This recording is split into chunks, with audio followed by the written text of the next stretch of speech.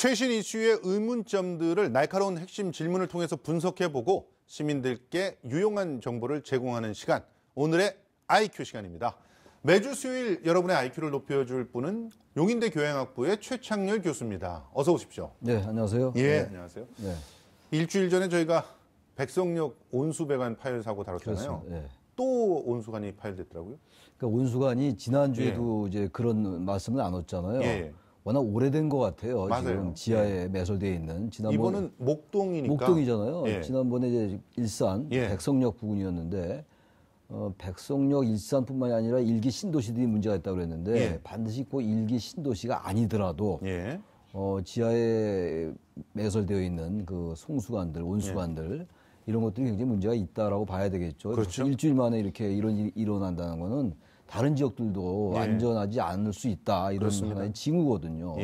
무려 1800세대가 난방이 그렇습니다. 끊겼는데 좀 아찔하지 않습니까? 이렇게 추운 날에 갑작스럽게 이런 일이 벌어지면. 그래서 그렇죠. 정말 빨리 좀 서울에 특히나 좀 오래된 곳들 또 수도권에서도 일기 신도시들은 시급히 전수조사를 좀 해야 되지 않을까 하는 생각이 좀 듭니다. 자, 그런데 서울 삼성동에서도 아찔한 사고가 날 뻔했습니다. 자, 오늘의 IQ 주제 화면으로 만나보시죠. 삼성 오피스텔 붕괴 위험, 원인과 안전 대책은? 자, 삼성동에 실제로 30년도 되지 않은 오피스텔이 붕괴할 위험에 빠졌다. 이거 좀 간략하게 좀 정리해 주시죠. 이게 지금 삼성동에 지금 말씀하신 지상 15층, 지하 7층의 오피스텔이 다행히 이제 붕괴 거의 직전에 발견을 해서 주민이 신고해서 발견이 돼가지고 퇴고 조치한 이런 사건이 아직 벌어진 건 아닙니다. 벌어진 건 아니죠. 그래서 그 기둥이 다 거의 사가서 안 보일 정도로 거의 20% 이상 이제 손상되고 철근이 끊어지고 이런 상황이죠. 그러니까 바로 붕괴 직전이 아니었는가. 그래서 이제 그 안전 등급이 최하위 등급인 E급 A, B, C, D, E. E라면 지금 시급히 철거해야 될. 철거해야 되는 거예요. 철거 조치하겠다라는 거죠. 박원순 시장도 방문을 했었습니다. 자, 그럼 올해 건물 붕괴와 관련돼 있는 징후들이나 사건 사고들을 좀 한번 정리를 해봤으면 좋겠습니다. 유난히 좀 많았던 걸로 기억이 돼요. 그래서 올해 이제 6월달에도 용산 한강노동 건물이 붕괴했었죠. 상가 건물이었는데 폭삭 가라앉았어요. 아직 내려앉았었죠. 거기 사실 식당도 있었는데 큰일 날 뻔했습니다. 아주 위험했던 일이었고 또 8월달에 그리고 얼마 있다가죠. 그러니까 2달여 있다가 가산동에 신축 공사장에 또 흙막이가 무너져가지고 이제 붕괴 사고가 또 있었습니다. 그리고 최근에는 보도가 많이 됐었죠. 상도동의 유치원이 상도 유치원 붕괴됐잖아요. 상도 유치원이 그리고 지난주에 그 이제 일산 백석역 그리고 또 이렇게 삼성동 오피스텔에 아직은 이제 무너지지 않았습니다만 균열이 발생해서 퇴고 조치한 이런 일이 연달아 이어져서 벌어지고 있는 겁니다. 자, 그러니까 당연히 질문이 생길 수밖에 없습니다. 자, 올해는 왜 이렇게 그러면 이런 붕괴와 관련된 건들이 많았을까 이런 질문들이 생기는 것인데 일단 여러분들의 의문점들을 세 가지 질문으로 낱낱이 파헤쳐 보려고 합니다. 먼저 오늘의 IQ가 던지는 첫 번째 질문입니다. 기둥 부서지고 철근 끊어졌다고? 붕괴의 징후라고 아까 말씀을 해주셨지만 이런 징후가 이번에도 역시 그러니까 미리 점검을 하다가 나온 게 아니라 주민의 신고에 의해서 이루어졌어요. 그러니까 지금 여기서 우리가 알 수 있는 게 상시적이고 일상적인 점검이 이루어지지 않는다라는 거예요. 맞아요. 관리나 점검. 이것하고는 좀 다릅니다만 KTX 타선 사고도 마찬가지잖아요. 맞습니다.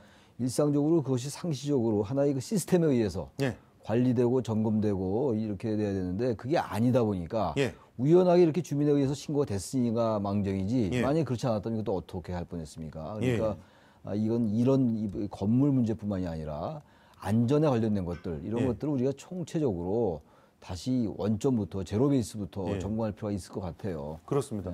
이게 그래도 지난 그 8월에 이 상도 유치원 붕괴 사고 때의 교훈인지 이렇게 주민이 신고를 하니까 바로 조치가 들어갔잖아요. 그렇습니다. 만약 그렇지 않았으면 정말 어떤 일이 벌어질지 모르는 거예요. 만약 신고를 받고도 이제 그냥 지나쳤거나 그랬다면 이거는 엄청난 사고가 발생할 수 있었죠. 그 건물에 이제 지하에선 마침 또 영업을 하고 있었답니다. 거기 거주하는 주민은 없었다 하더라도. 아, 그래요? 영업을 하고 있었다는데 만약에 그런 거 모르고 영업하거나 거기 주민이 있을 때 이런 사고가 벌어지는 건 엄청난 사고입니다. 예. 과거 옛날에 제가 그 대연각 화재 예. 사고가 생각이 나고 그러는데 산풍도 생각나고 뭐 성수대교도 붕괴되고 95년도 4년도 얘기입니다만 그 당시에 만들어진 이게 지금 뭐 전부 1990년도 초반에 다 이제 온수관도 그렇고 지금 보니까 그렇고. 이 빌딩 대종 빌딩이 91년도에 세워졌다고 그러더라고요. 그런데 91년도에 그 세워지고 지금 뭐 삼성동에 지금 세워졌으니까 그렇죠. 일단 여기는 굉장히 고급진 오피스텔로 선전이 됐을 거란 말이에요. 그렇겠죠. 그런데 알고 봤더니 27년밖에 안 됐는데도 무너질 위기에 있는 어떻게 보면 좀 부실공사가 의심되는 그런 건물이었다. 이게 뭐라고 받아들여야 될까요? 27년 우리 일반 상식으로 봐도 27년 정도 돼서 건물이 이렇게 하위 등급인 2등급을 받고 그러니까요. 붕괴 직전까지 가지는 않거든요. 한 50년 된 건물이나 뭐 이렇게 나오는 건데. 뭐 몇백 년도 가는 건데. 근데 지금 27년밖에 안 됐는데 이러한 그 부실한 것이 드러났다는 거는 공사할 때, 시공할 때 문제가 있지 않았을까. 여러 가지 이제 그 매뉴얼대로 안 하고, 원래 그 설계도대로 안 하고, 뭐 중간에서 이제 어떤 이익을 취하느라고 이제 그 부정한 이윤을 취하기 위해서 잘못 뭐 배합이 됐거나 콘크리트나 시멘트 이랬을 수 있다. 그렇지 않고 27년밖에 안 됐는데 이렇게 거의 철근이 끊어지고 이럴 수가 없는 거 아니겠습니까?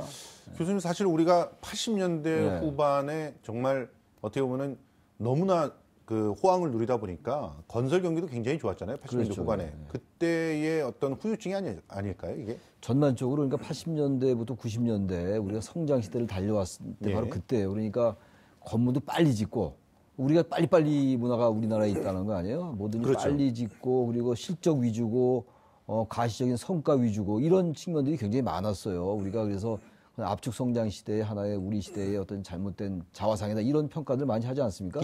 전 이런 부분들도 연도에 비해서 이렇게 많이 이제 위험한 걸로 나타나는 걸로 보면은 그럴 가능성이 있다. 그래서 그런 시간을 지나왔잖아요. 이거 어떻게 되돌릴 수가 없는 것이기 때문에 다른 부분은 몰라도 안전에 관련된 이런 문제들을 이건 뭐 지방자치단체 그리고 해당 부처 그래서 총체적으로 점검할 필요가 있다고 다시 말씀을 드리고 싶습니다. 알겠습니다. 그런데 이게 사실 27년이니까 노후 건물 분류가 안 돼가지고 그러니까 지자체에서도 할 말은 많을 것 같아요. 그렇죠. 그래서 두 번째 질문으로 좀 넘어가 보도록 하겠습니다.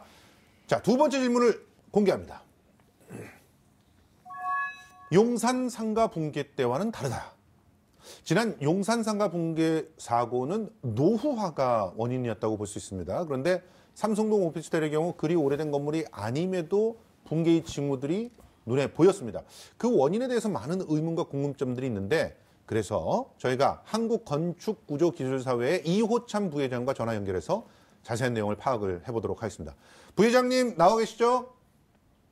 예, 안녕하십니까? 예. 건물 기둥 철근들이 끊어져 있었다. 그리고 또 철근을 둘러싼 콘크리트가 잘게 부서져 있었다. 이런 보도들이 쏟아져 나왔는데 붕괴의 징후입니까? 지금 저도 현장을 나가보지는 않았지만, 그러나 현장에 대한 이게 그 사진 이런 내용을 이렇게 매체를 통해서 봤을 때에 대해서는, 조금 심각한 양상을 보이는 것은 틀림없는 사실 같습니다. 그러면, 지난 용산 상가 건물 같은 경우 1966년에 지어진 그런 건물이었어요. 그런데 이 삼성동의 오피스텔은 91년도에 지어졌고, 또 그때 당시에 삼성동이라고 하면은 정말 고급 오피스텔들이 막 들어서던 그때 아닙니까? 그러니까 굉장히 공들여서 건물들을 지었을 거라고 우리는 믿고 그런 데에 들어갔을 텐데 부실공사라고 볼 수밖에 없지 않습니까?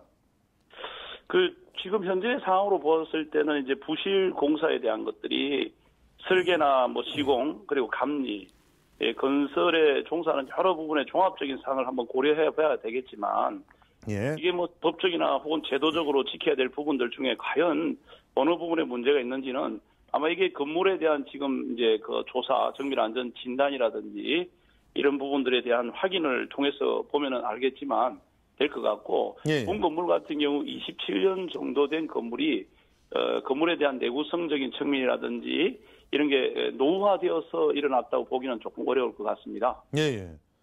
자, 그게 이제 우리가 충격으로 보고 있는 건데 일단 서울시에서요. 긴급 응급 조치를 한다고 들었습니다. 그러니까 중앙 기둥 2개소 주변에 서포트를 보강하고 뭐 추후에 정밀 안전 진단을 실시한다 이렇게 얘기를 했는데 사실 저희들은 잘 몰라서 그런지 굉장히 걱정스럽거든요. 2등급이 나왔다고 하니까 이거는 빨리 지금 철거를 해야 되는 거 아닌가 이런 생각이 드는데 이 정도 응급 조치를 하고 지켜보는 것이 올바른 대응입니까? 예, 지금 현재 상황으로 봤을 때 대해서는 지금 기둥에 대한 전체적인 건물에 대한 게 사실은 내장재가 다 이렇게 인테리어로 감춰져 있다 보니까 예. 어떤 상황인지는 지금 모르는데 지금 건물에 대한 기둥에 대한 그 현황으로 봤을 때는 이 등급이 맞을 것 같고요. 예. 사실은 우리가 성능에 대한 등급에 대한 기준으로 보게 되면 어떤 내구성의 저하나 심각하게 진행되어서 어떤 사용을 금지하고 보수나 또한 이런 교체가 필요한에 대한 성능 수준이 바로 이 성능 등급 기준으로 볼 수 있습니다. 예. 지금 안전에 대해서는 그 기둥에 대한 게 내력에 대한 걸 예. 사실 우리가 지금 그 기둥이 그 건물을 지탱하는 아주 큰 힘을 받는 기둥이라고 봤을 때에 대해서는 예. 상당히 위험하다고 볼 수 있기 때문에 예. 지금 빨리 이제 대피를 하고 예. 그 건물에 대한 우선 잭스포트를 통해서 보수를 받쳐놓는 것들이 안전적인 값이 되는 것 같고 예. 과연 그 기둥을 보강을 통해서 그 건물을 사용할 수 있을지 여부는 주변에 있는 그 건물 주변과 건물 전체에 대한 정밀 안전 진단을 통해서 확인해 보면 아마 답이 나올 것 같습니다. 아, 그러니까 지금 일단 이 조치를 취해 놓은 것들은 정밀 안전 진단을 위한 조치다 이렇게 봐야 되겠군요. 예, 그렇게 보셔야 그러니까 이걸 이렇게 해놓고 쓰겠다는 건 아니라는 얘기죠. 네, 그렇죠. 예, 예. 자, 서울에 사실은 이런 건물이 한두 개 아닐 것 같다는 생각이 들어요. 제가 이제 방금 전에도 우리 교수님과 얘기를 나눴지만 80년대 후반에 아주 정말 엄청난 호황을 누릴 때 건물들 정말 많이 지어지지 않았습니까? 그때 당시에 혹시라도 이 대종 빌딩처럼 좀 부실이 의심되는 그런 건물들이 지어졌을 가능성이 높거든요. 그때 당시에 여러 가지 측면으로 봐서. 그러니까 서울시가 특단의 대책을 좀 준비해야 되는 거 아닐까요?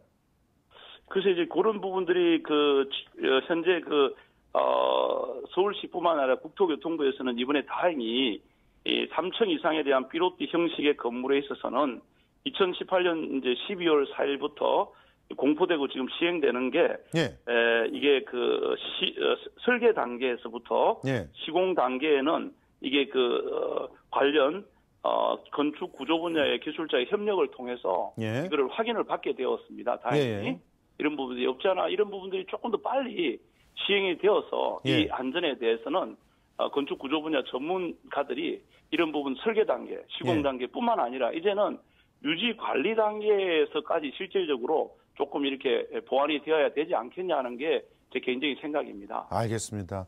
유지 관리에 있어서도 좀 더 전문가들의 아주 세심한 그런 식견들이 들어가야 된다 이런 말씀까지 들어봤습니다. 맞습니다. 지금까지 이호찬 한국건축구조기술사의 부회장과 함께 이야기 나눠봤습니다. 오늘 출연해 주셔서 고맙습니다.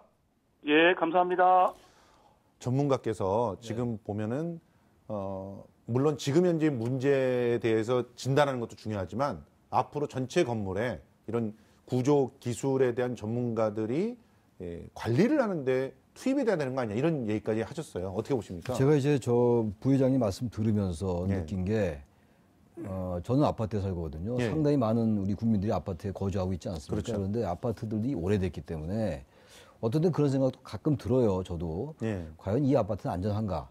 한때 그 아파트들, 신도시 아파트들이 어떤 특정 아파트, 특정 지역이 뭐 모래로 졌다 이런 말도 좀 있었어요. 그 바닷모래로 졌다 그런 말이 있었잖아요. 굉장히 위험하다 이래가지고 그 지역에 사는 사람들이 굉장히 불안해했던 그런 기억이 제가 나거든요. 맞습니다. 그래서 이런 이제 기사를 보거나 이런 사건, 사고들을 많이 보면은 국민들이 자신들이 사는 곳에 대한 불안감이 증대될 수 있다. 그러니까 이거는 특정 지역에서 이런 일이 벌어졌는데 이게 꼭 여기만이 아닐 수 있다는 생각을 우리 국민들이 할 수 있다는 얘기예요. 그래서 이 부분들은 아파트들도 되게 오래됐잖아요. 지금 그래서 거기에 따라서 뭐 재건축 얘기도 나오고 또 재건축 한다고 했다가 법도 바뀌었다가 또 안 된다고 했다 막 이런 상황이잖아요. 지금. 그러니까 이런 아파트도 그렇고 오래된 건물들 특히 아파트에 대해서 이 공동주택에 대해서 좀 점검할 필요가 있을 것 같아요.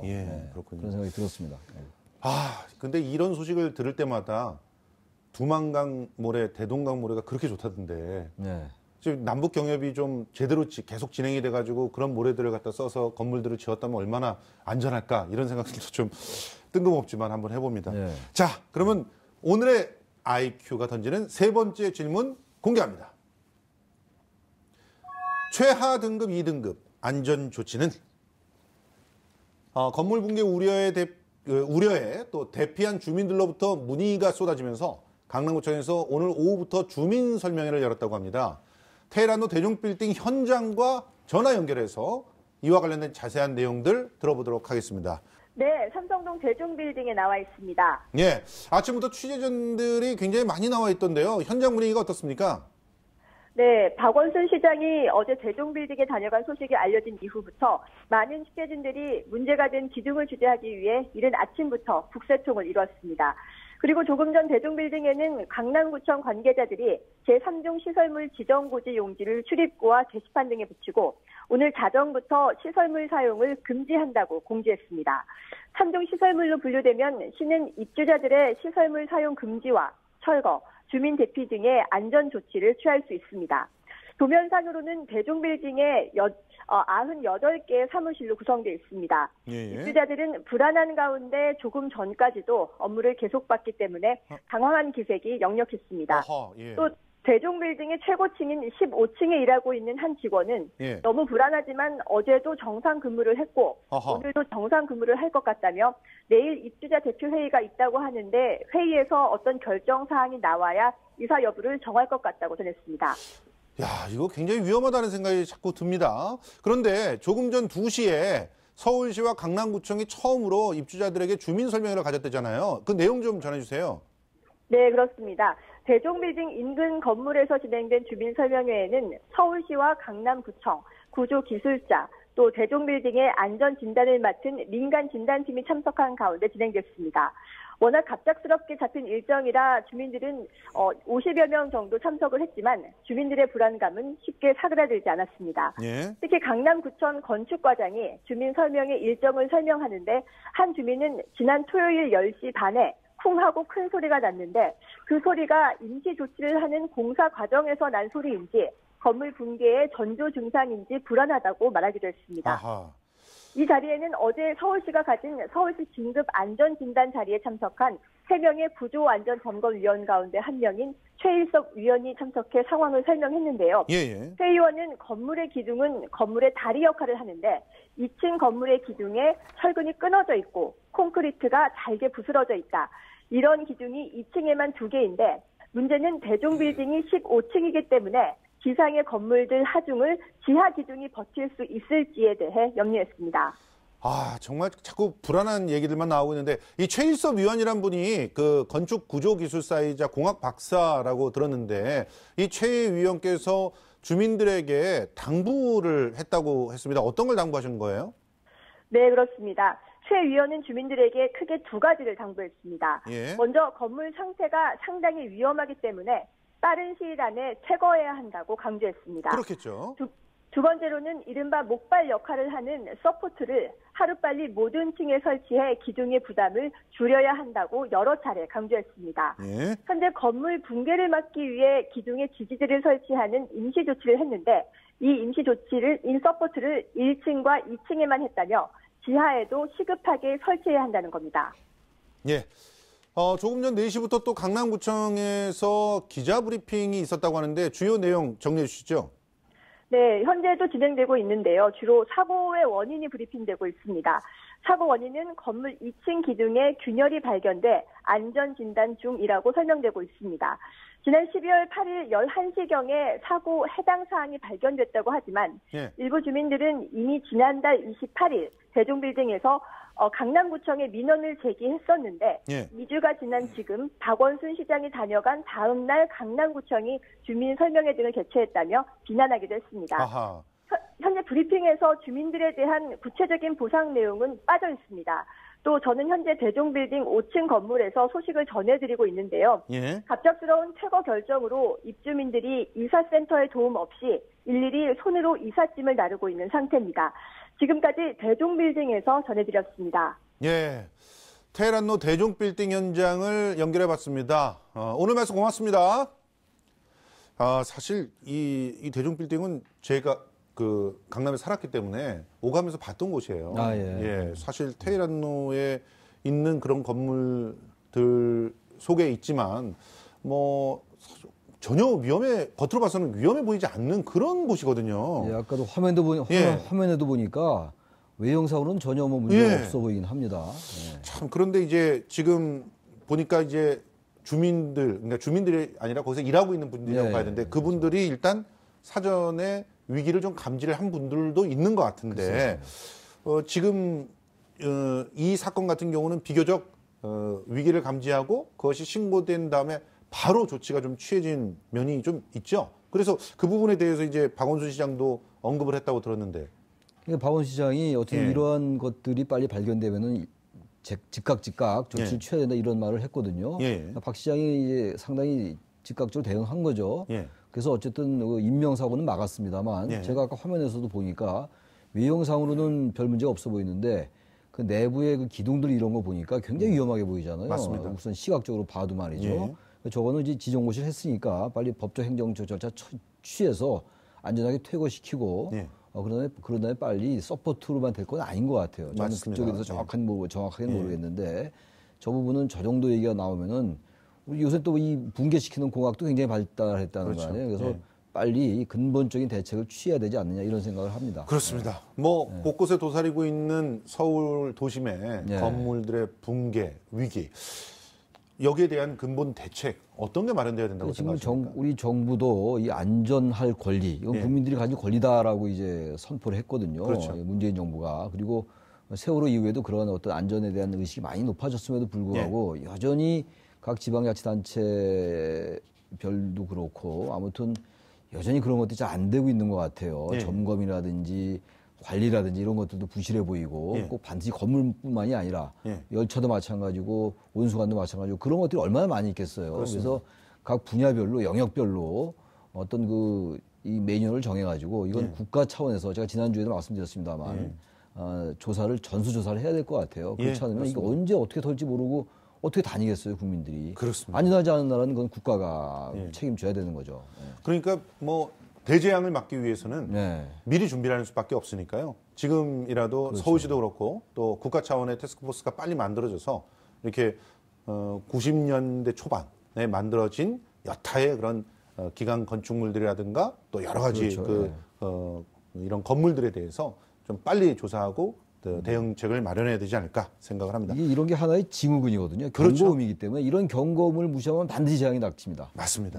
지금까지 용인대 교양학부 최창렬 교수와 함께 이야기 나눠봤습니다. 오늘 고맙습니다. 고맙습니다.